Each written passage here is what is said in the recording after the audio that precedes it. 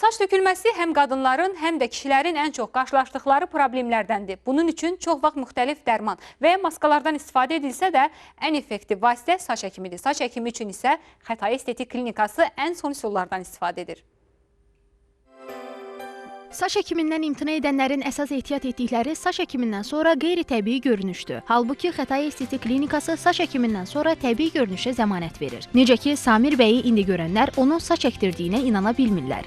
Deyirəm ki, məsələn, mən də Xətai Estetik Klinikasında Orxan həkimi yanında olmuşam və mənim saçlarıma əl gəzdirib əkib, inanmırlar. Yaxınlaşdırıb əli ilə belə saçıma baxan var, başımı əyib ortasına, kənarlarına baxan var ki, sən yalan deyirsən, göz qaytarırsan, ay nə bilim, zarafat eləyirsən. Həqiqətən də saç əkimində ən əsas məqamlardan biri odur ki, heç kəs hiss eləməsin ki, sənin saçın həqiqətən də əkilib. Çoxlarının qorxduqlarından əksinə olaraq, saç əkimi ağrısız və şəxsi anesteziya verilmədən həyata keçirilir. 7-8 saat arası bir prosedur oldu.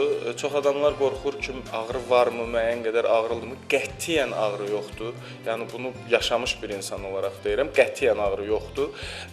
Və sağ olsunlar, elə bir formada mənim o proseduru başdan sona həyata keçirdilər ki, mən heç hiss eləmədim ki, həmin saat keçib. Xətai Estetik Klinikasında saç əkimi ən son üsul olan füya metodu ilə aparılır və əkilən saç təbii saçdan qətiyyən fərqlənmir.